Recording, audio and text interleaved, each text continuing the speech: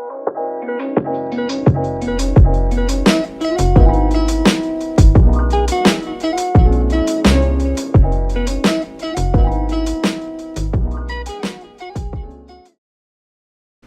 everyone, welcome back to my channel. If you're new here, this isn't normal content for me. But if you're a usual viewer of mine, thank you for watching. I originally made this video, I filmed it, I talked about all of this already, and I was going to post it alongside a day in the life, and it just didn't feel right, and I thought that this video just needed to be posted by itself, so that's what I'm doing. I want to preface this with, if hearing about grief or loss or anything in that realm is hard for you, or you're just not in the space to hear it, please just click out of this video, because that's really what this whole video is going to be about. Yeah. Unfortunately, I lost my mom 10 months ago, and it has altered my life entirely. And I have been feeling the need to kind of share what happened, but also just share what has helped me these last 10 months through what has felt like the worst thing imaginable.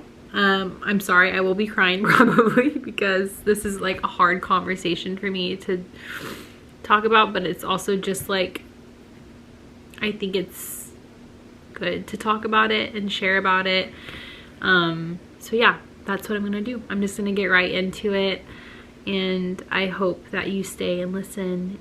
So in December of last year, my husband, me, my kids, we flew to California to spend Christmas with my parents, and my sister from Idaho and her husband were going to join, and we were all gonna spend Christmas together, and we were really excited. On a Wednesday, we flew into San Diego. My mom picked me and my family up from the airport, and we were all really excited.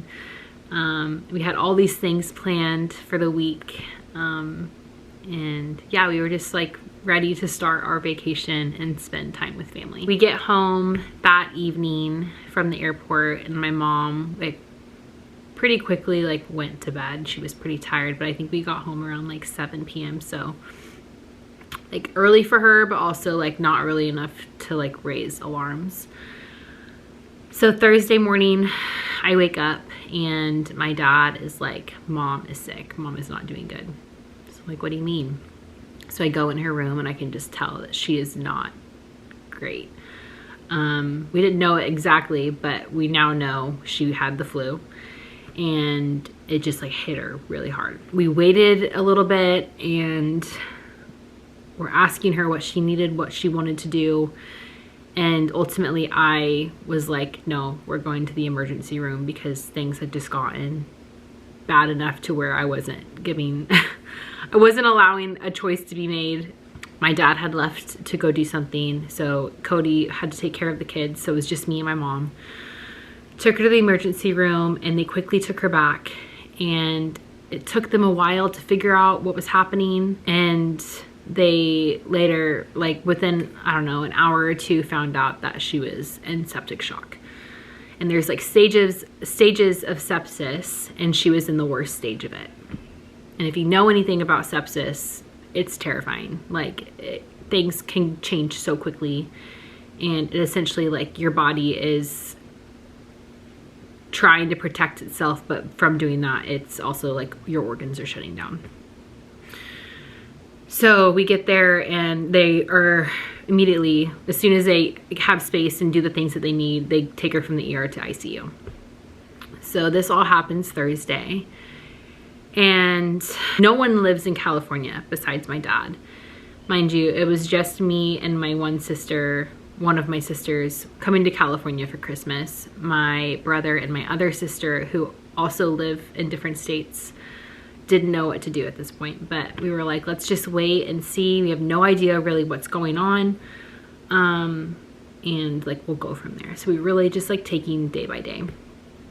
So Thursday comes, like Thursday like ends essentially, and she gets taken to ICU. I had to leave because I had to go breastfeed my 6-month-old baby and like help my husband, and I don't see her again until Friday. Friday, as soon as visiting hours open, my dad and I go, and we're there all day until we can't be there anymore. But like going from Thursday to Friday was really hard because my mom had already looked so different. Her kidney was failing, so with that came like her not having any urine output, which caused her body to like bloat. I don't know if that's the correct word to use, but all the fluids weren't going anywhere. Like all of the IV catheter, like everything was not leaving her body, so it just was making her look entirely unlike my mom. So that was really hard. Every day was terrible, but Friday was like the day that we knew that it wasn't just gonna be a quick fix. At one point they told us she had blood cancer, and then they took it back. Long story short, with all of that, there was just 1,001 issues, and they didn't really know how to like tackle everything. The biggest concern was her kidney. Once we realized she didn't have blood cancer, our biggest concern was dialysis. Like we thought the worst case scenario out of everything for my mom right now is her needing dialysis the rest of her life. So all the conversations were like, do we start dialysis or do we like give her body more time to see if it can like wake up, like her kidney can wake up. I don't know, like, again, this is hard because I don't think it's necessary for me to go into like every single detail for my mom's sake. And also I think it's important to share like some detail to like let it be known, and like so people can understand like things change so quickly sometimes, and unfortunately that's what happened for us. So yeah, that was kind of Friday, and then Saturday comes. My sister Corey from Idaho, she booked an earlier flight to come out, so she flew out by herself, and she spent like most of the day with my mom. The ICU was only letting 2 people back at a time, so my dad was always back there, and then I was there until Corey came, and so I let Corey have time with her, and then at one point I let Cody go back. And then Saturday night comes around, or Saturday evening, and the ICU nurses were kind enough to let 3 of us back. So me, my sister, and my dad, which retrospectively was a blessing in disguise. So for some reason, the ICU visiting hours were terrible, especially on the weekends. They were shorter on the weekends, which genuinely makes no sense to me. So we stayed until they kicked us out. Like, I think they ended at like 5 or 6 p.m., something like that. And we stayed until they were like, yeah, you gotta go. For just an idea of what Saturday looked like, it was still bad, but there was enough hope for us to like we felt like there was a lot of wins on Saturday. There felt like we were slowly going in the right direction. With that said though, my mom was also really still struggling. Like, it was hard to see her. It was hard to be in there. It was just hard. Like, no one wants to see someone you love, like especially your mom like that. So being there was just draining. But like I wouldn't take back my time spent there. Like, let me just make that known. I'm so glad I was there. Every day it got harder for my mom to talk because of the fluids all on her body. So she didn't talk much, especially Saturday. Like, she just wasn't speaking. And every day when I said bye to her, she didn't really say anything back. But Saturday when I said bye, she told me she loves me. And I didn't know it, but those were her last words to me. So Saturday, we leave. We were feeling hopeful enough to have an appetite. And if you've like gone through something similar, you might realize or know that like trauma brings no appetite. Like we were not eating that weekend. Mind you, my sister Corey was pregnant at the time, like I think 7 months pregnant or something like that. Like, and we were just not eating. We left the ICU feeling like, let's go to our favorite restaurant out here, get a margarita, and just like try and enjoy an hour together and like just try and get our minds off of the terrible for just a little bit. Not even 10 minutes after we left the ICU, we get a call that we need to turn around, and we just knew something terrible happened, because that's the first time that's happened, and the hours for visiting had closed.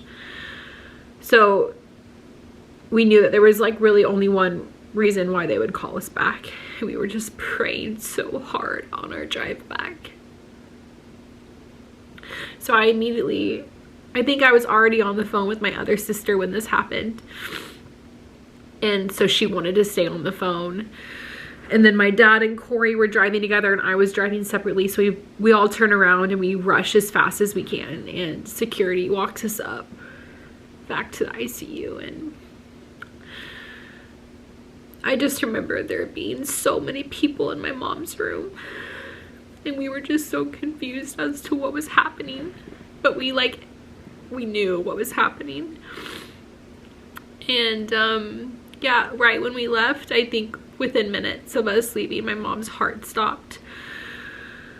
We don't know 100%, but we can assume that she had a pulmonary embolism that stopped her heart.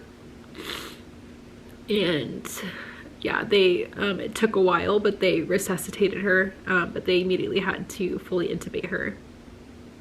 And she was in induced a coma from all of that. And when they were doing the chest compressions, they punctured her rib. They broke her ribs, which punctured her lungs, which I know is like can be common, but that caused other issues. So yeah, Saturday, all the hope that we were feeling, it just completely went away. We had to call my grandma, her sisters, my siblings, like everybody, and just tell them what was happening. It's just terrible, like just never anything you want to do. And at this point, my other siblings are trying to figure out how to get to California as soon as they can. But it's Christmas time and flights are so expensive, and there's just so many different factors at play, but like ultimately they were just trying to find the quickest, most reasonable flight that they could get there. Because at this point we just knew, like, my mom was not going, she didn't have much longer. So fast forward to Sunday, it was already different when we walked in, because they had like a table of food in her room, because it was essentially just, Sunday was just a waiting game. We just were sitting waiting for my mom to pass, essentially. It's just terrible. Our Sunday prayers, each day our prayers were different. Our Sunday prayers were just that our other sister and brother can just make it in time. And ultimately they didn't. We had to tell them that my mom had passed while they were on an airplane. Literally, my mom picked us up from the airport Wednesday night and she was gone Sunday morning. No one prepares you for anything like that. It's so hard. And my mom was my best friend. Like, I told her everything. I talked to her literally 1,000 times a day. And our family just did not know what to do. My mom was the glue to our family. And it just it will always feel like this massive hole is now in our family. And it's not something, obviously you don't like want to ever imagine your parents dying, but like truly my mom and my dad, like they are both healthy individuals, and this just was not something we thought we would have to ever deal with. So yeah, that is kind of the story of what happened to my mom. And death is hard. No death is easy.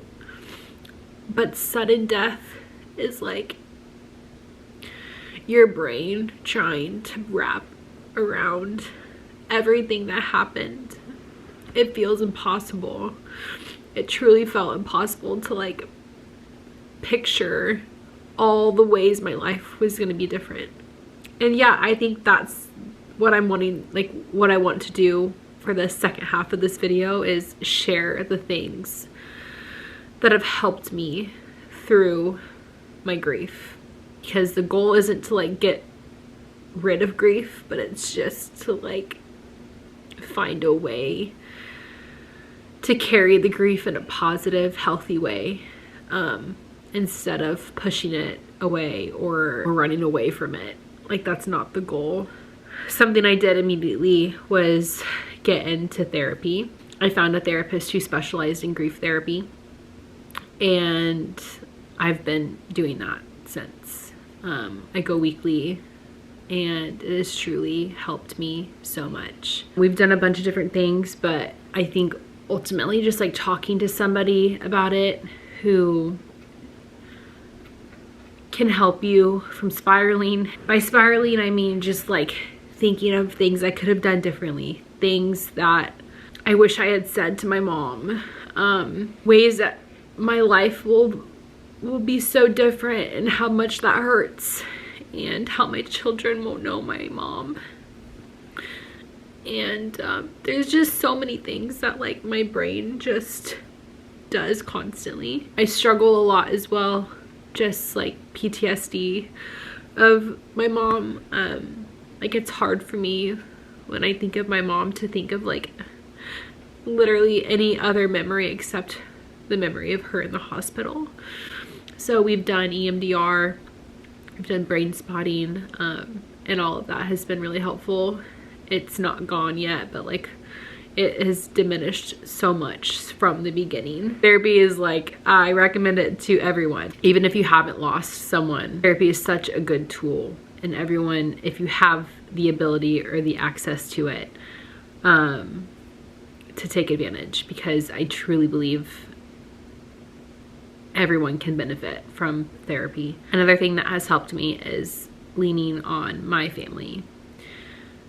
My sisters and my brother, like, we have all truly just leaned on each other as much as we can, and it has helped a lot, because no one knows what we're going through except each other. I just can't imagine I say this all the time, I can't imagine losing my mom and not having siblings to lean on, and like feeling alone in that.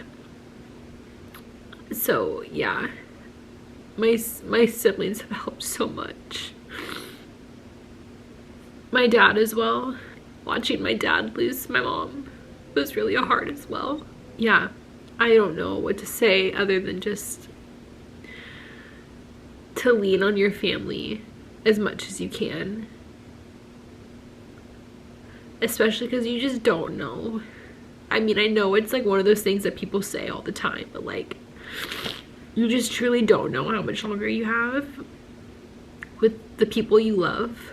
Another thing that has helped me is my friends. I have genuinely the best friends ever. Like, I got home from California and I came home to a grief box basically from my friends, that they just like handpicked things that they thought would be helpful for me, like from Kleenex to eye cream to a grief journal to just like a food gift card that we didn't have to think about cooking. They check in all the time to see how I'm doing. Like Mother's Day, for example. And so many people like pour love into me because they knew how hard that day was for me. And I didn't have to say anything, they just reached out. And I think just having friends that love you and care about you, and yeah, it's been amazing. I love my friends so much. Speaking of that, I have found that I've always been someone who, like, my cup gets filled when I'm with the people I love, whether it's friends or family. I don't have a lot of it where I live. I have my sister and I have my husband's family and obviously my family. but I have no friends out here. And it's hard. It's hard. I talk to my friends daily on the phone. We have a book club together that we do, but it's just not the same as like being in the same room with your friends. And yeah, so I have gone on a handful of like girls trips this year, which has helped me a lot. Just like kind of get my mind off of things and just like kind of escape reality and just fill my cup. That is a privilege. My husband is amazing for allowing me, giving me the space to do all of that. And he just like takes care of the kids and lets me do what I need to do, which has been such a blessing. Another thing that therapy has taught me is to make space for my grief. It is easy to want to just like push all of the bad feelings away and like try and run away from it and just keep your mind busy with other things. But ultimately, like, you need to feel it all to be able to go through it. I think therapy, when I'm in therapy, that is a whole hour for me that I'm just essentially mourning my mom. And I'm always exhausted after, but I feel better after. And then, yeah, just in the quiet times, I'm thinking of my mom almost 99% of the time. I'll look at pictures. I made a video of her that I honestly rewatch a lot. There's just a lot of little things that like can help you feel connected to your loved one that I think is important to continue to do once they're gone. Because there's ways to feel close to someone who's passed without them physically being here. And that takes practice and learning and kind of navigating to figure out what makes you feel the closest and most connected with the person who's passed. Something I will say is I expected to see and feel signs of my mom. I have not once felt a sign. I have not once felt my mom's presence or seen a sign that like I knew my mom sent. And it's hard, like it makes me sad because you hear these stories of people who get those.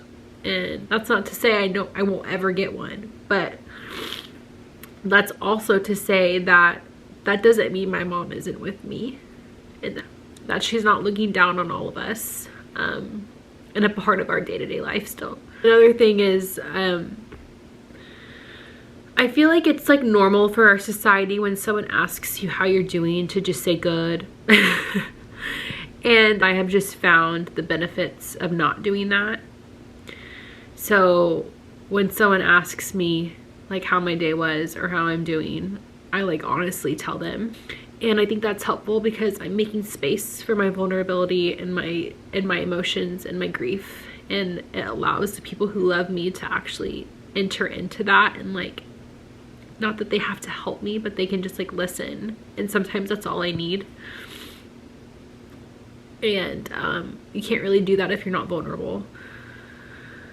So with that said, I think just like being vulnerable with the people you feel safe with is really important. If the people in your life really care about you, they'll want that vulnerability. They don't want the like fake answer or the like washed over answer.